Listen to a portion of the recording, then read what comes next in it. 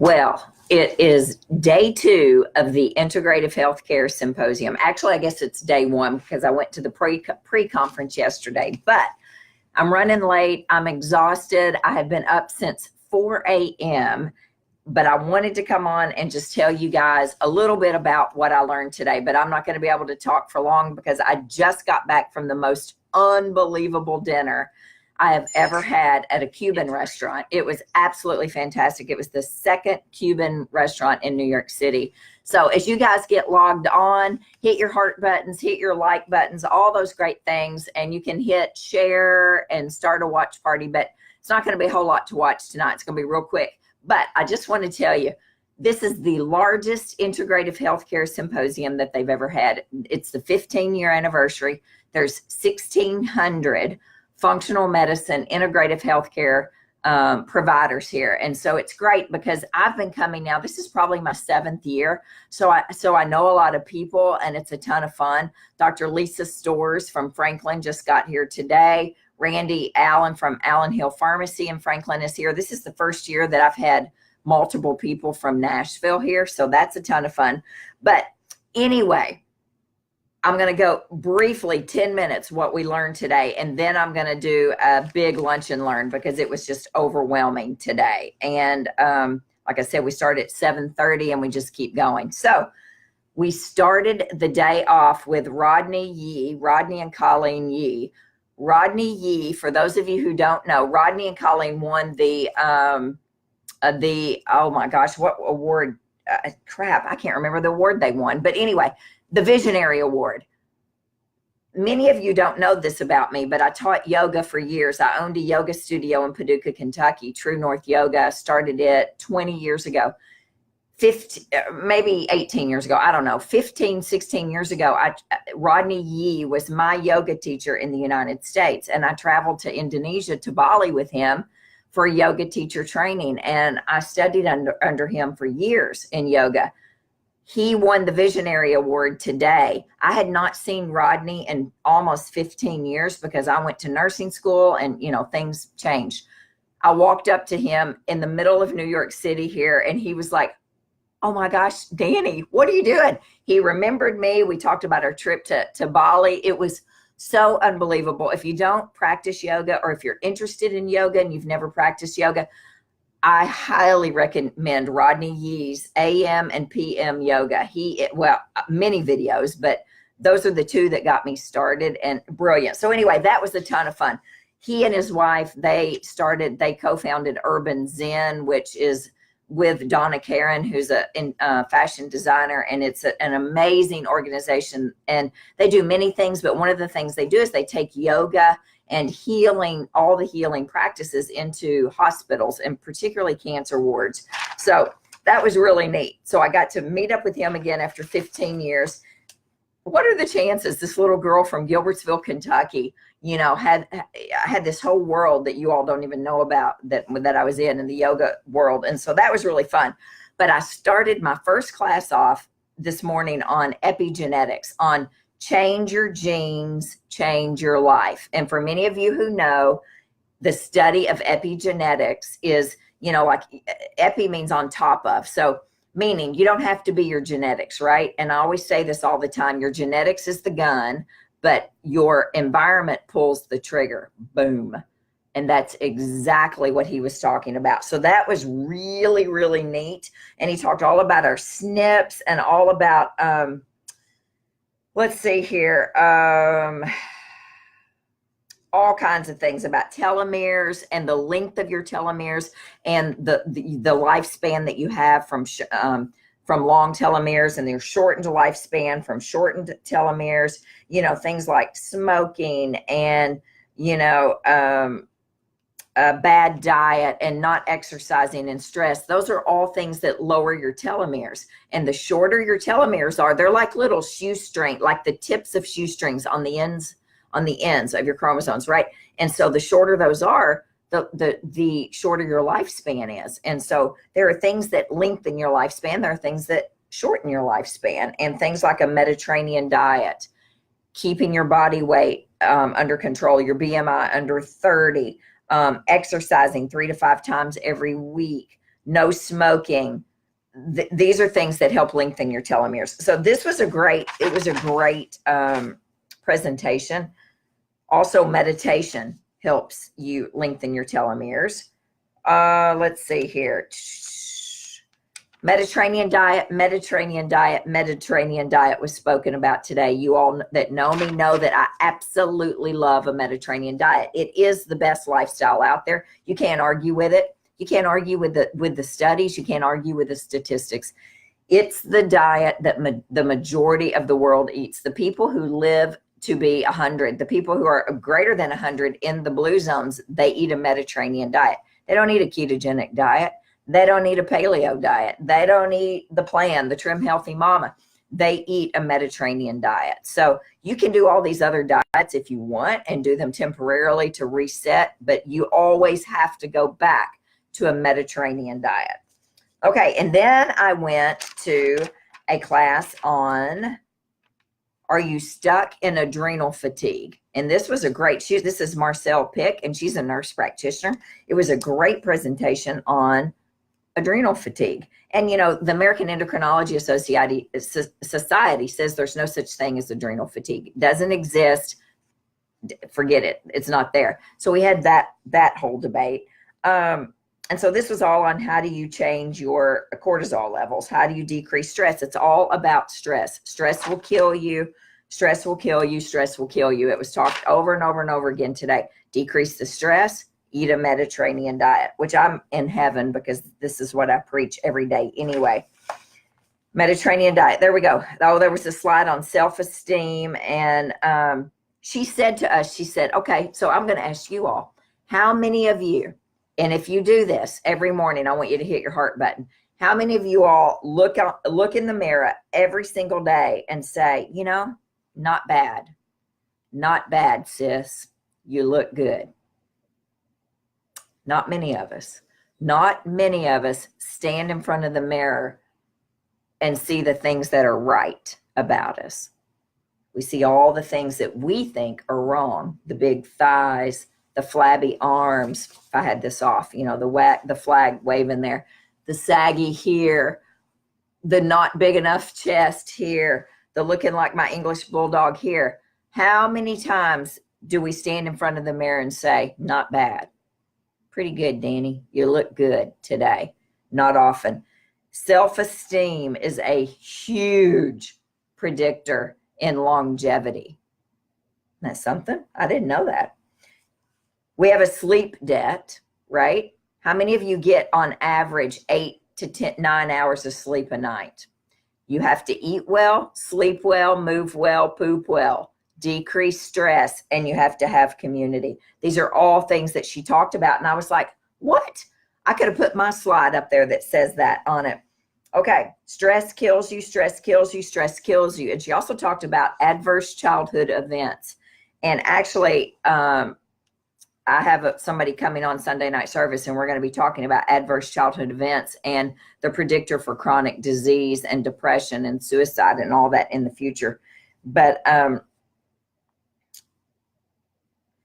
there was a study in 1998, the ACE study on adverse childhood events, that looked at 19,000 men and women, and they looked at the ratio between adverse childhood events and adult issues in life.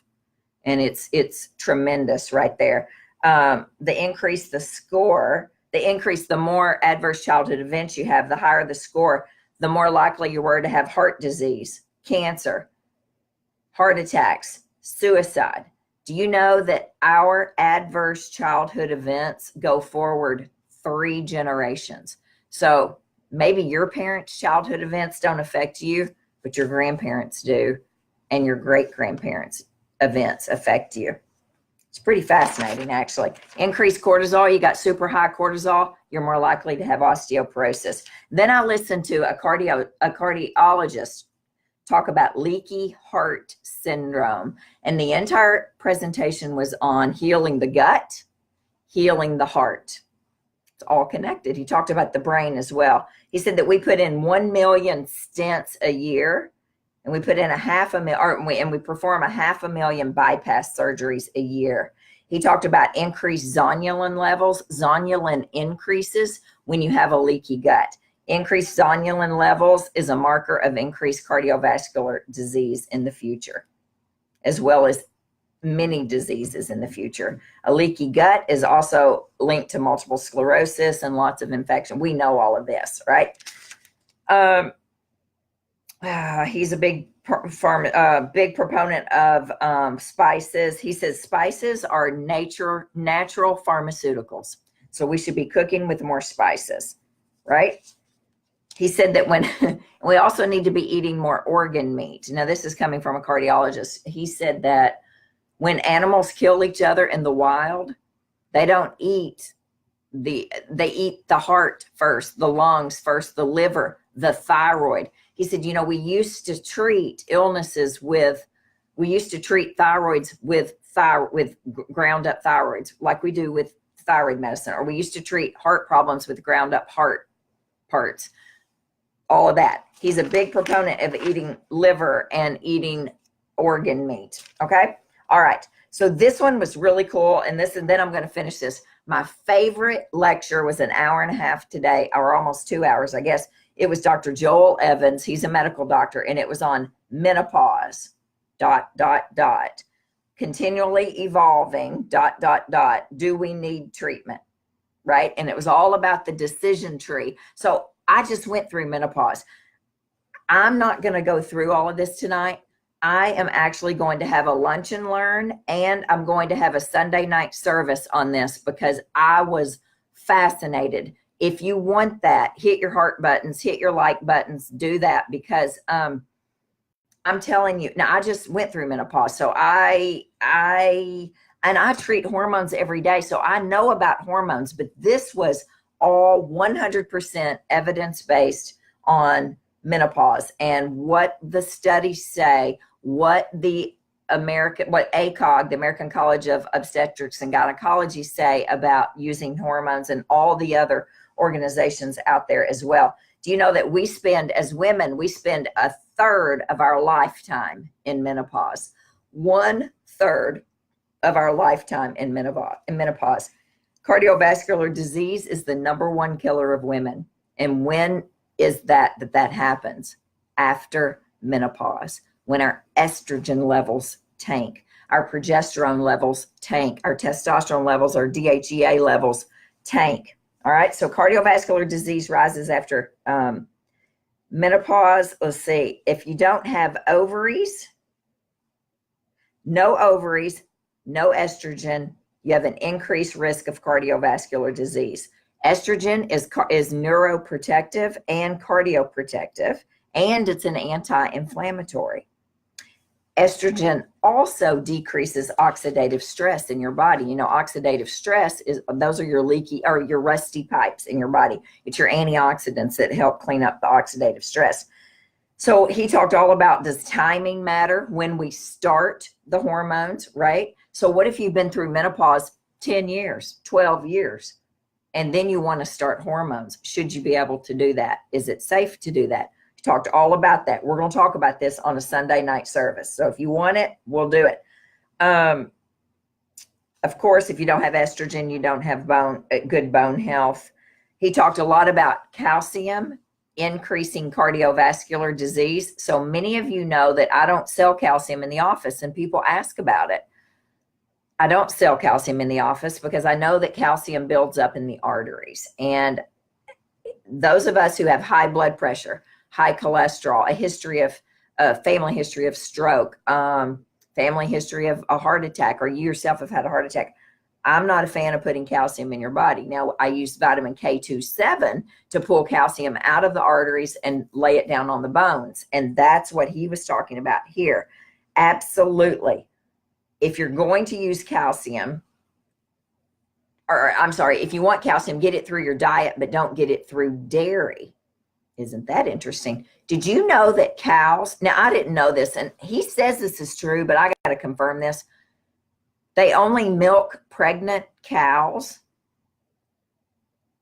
I don't guess I ever thought about that, and neither did he.